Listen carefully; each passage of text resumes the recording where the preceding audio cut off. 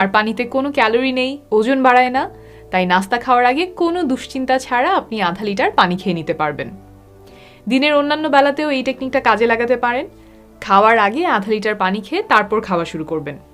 ফলে আপনি স্বাভাবিকভাবে যতটুকু খেতেন তার চেয়ে হয়তো কম পরিমাণে খেলেও পেট ভরে যাবে এবং সেটা ওজন কমাতে সাহায্য করবে। অনেকের একটা ধারণা আছে যে খাওয়ার আগে পানি খেতে নেই, খেলেও সেটা কমপক্ষে আধা ঘন্টা আগে, না হলে হজমে সমস্যা হবে। এই পরামর্শের কোনো বৈজ্ঞানিক প্রমাণ নেই। সুযোগ থাকলে খাওয়ার আগে নিশ্চিন্তে পানি খেয়ে নিতে পারেন। ক্ষুধা লাগে, অনেক সময় আমরা অস্বাস্থ্যকর খাবার খেয়ে ফেলি। এই একটু সিঙ্গারা, পুরি, জিলাপি বা কোক খেয়ে নিলাম। এগুলো যে খুব স্বাস্থ্যকর খাবার না সেটা প্রায় সবাই জানি, তাও লোভ সামলানো কঠিন হয়ে পড়ে। এটা ঠেকানোর একটা উপায় হতে পারে, সকালেই যদি আপনি আপনার দিনের নাস্তাগুলোর কথা চিন্তা করে রাখেন। ক্ষুধা লাগলে কি খাবেন এটা যদি আগে থেকেই ঠিক করে রাখেন। হয়তো একটা বক্সে ফল কেটে সাথে নিয়ে গেলেন, বা এক প্যাকেট বাদাম সাথে রাখলেন। ঘরে তৈরি কোনো স্বাস্থ্যকর খাবারও হতে পারে।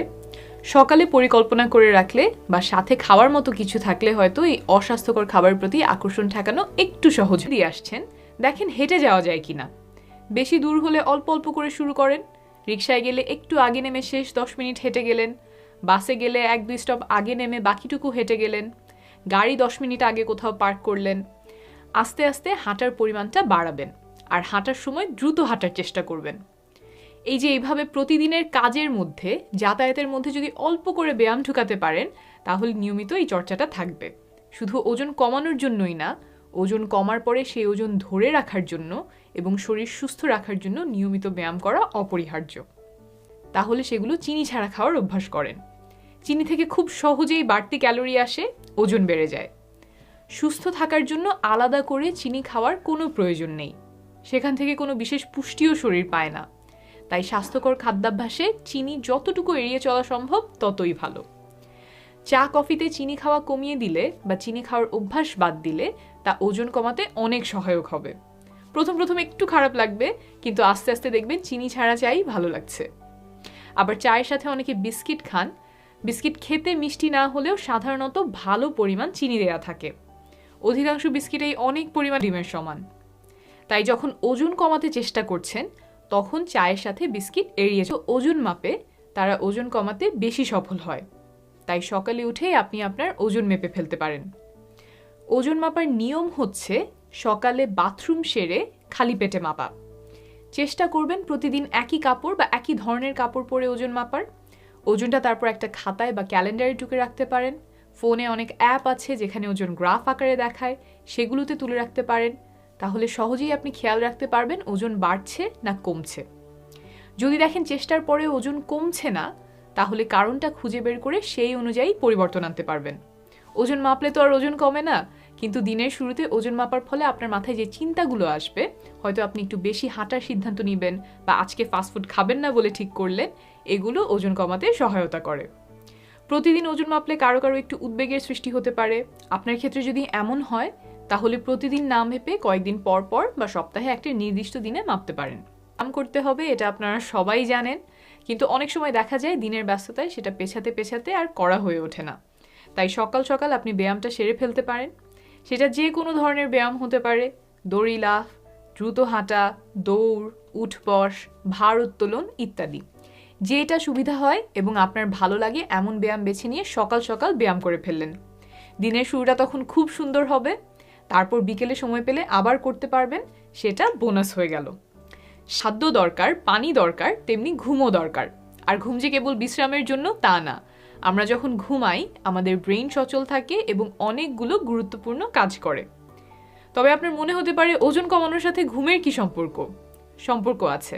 অনেকগুলো গবেষণায় দেখা গেছে যে কম ঘুমের সাথে অতিরিক্ত ওজনের একটা সম্পর্ক আছে। সেটা বিভিন্ন কারণে হতে পারে। কম ঘুম হলে ক্ষুধা বেশি লাগতে পারে, পরিমাণে বেশি খাওয়া হতে পারে, অনেক বেশি ফ্যাট বা কার্বোহাইড্রেট যুক্ত খাবারের প্রতি ঝোঁক আসতে পারে, রাত জেগে থাকলে তখন আবার একটা কিছু খেতে ইচ্ছা করতে পারে, ঘুম কম হলে দিনে ক্লান্ত লাগতে পারে, দেখা গেল সেজন্য ব্যায়াম করা হচ্ছে না বা সময় নিয়ে ভালো খাবার খাওয়ার এনার্জি নাই, চটপট ফাস্ট ফুড বা প্রক্রিয়াজাত খাবার খেতে ইচ্ছা করছে। আবার দিনের পর দিন যদি ঘুম কম হয় তাহলে মানসিক চাপ দেখা দিতে পারে, যেটা আরও অনেকভাবে ওজন বাড়াতে পারে। তাই ওজন কমানোর সময়ও পর্যাপ্ত পরিমাণে ভালো ঘুম দরকার। সাধারণত প্রাপ্তবয়স্কদের 7 থেকে 8 ঘন্টা ঘুম প্রয়োজন। সকালে উঠে একটু হিসাব করে দেখেন কতক্ষণ ঘুমালেন। যদি দেখেন ঘুম কম হচ্ছে, তাহলে ঘুমের রুটিনে পরিবর্তন আনতে হবে। এখন অক্সফোর্ড বিশ্ববিদ্যালয়ের একটা গবেষণার কথা বলি। কঠিন কিছু না, শুনলেই বুঝবেন। অতিরিক্ত ওজনের 100 জন মানুষকে নিয়ে এই গবেষণাটা করা হয়। এই 100 জনকে 2 দলে ভাগ করা হয়েছিল। এক দলকে বলা হয়েছিল প্রতিদিন সকালে ওজন মাপতে, আরেক দলকেও সকালে ওজন মাপতে বলা হয়েছিল, কিন্তু সাথে তাদেরকে বলা হয় ওজন মাপার পরে সেই দিনের জন্য একটা অ্যাকশন পয়েন্ট বা একটা কাজ ঠিক করতে, যেটা ওজন কমাতে সাহায্য করবে।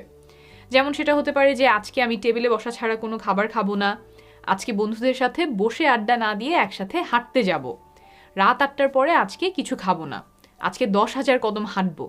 এরকম যে কোনো একটা জিনিস তারা সেই দিনের জন্য ঠিক করবেন। এরকম অনেকগুলো অ্যাকশন পয়েন্টের লিস্ট তাদেরকে দেয়া হলো। সেখান থেকে প্রতিদিন তারা যে কোনো একটা বেছে নেবেন, আর সপ্তাহ শেষে চিন্তা করবেন কোন কাজটা ওজন কমাতে বেশি সাহায্য করেছে। 8 সপ্তাহ পরে দেখা হলো কোন দলের কত ওজন কমলো। যারা প্রথম দলে ছিল, অর্থাৎ যারা শুধু ওজন মেপেছে, তাদের ওজন কমেছে গড়ে 1 কেজির মতো। আর দ্বিতীয় দল, যারা ওজন মাপার পরে একটা অ্যাকশন পয়েন্ট বেছে নিয়েছে, তাদের ওজন কমেছে গড়ে 4 কেজির বেশি। অর্থাৎ 2 দলেরই ওজন কমেছে, তবে দ্বিতীয় দলের ওজন বেশি কমেছে, প্রায় 3 কেজির মতো বেশি ওজন কমেছে। তাহলে এখান থেকে ওজন কমানোর জন্য আপনারা কি করতে পারেন? সকালে ওজন মাপার পরে সেই দিনের জন্য একটা নির্দিষ্ট অ্যাকশন পয়েন্ট ঠিক করে নিতে পারেন। ঠিকমতো পালন করলে ওজন কমানো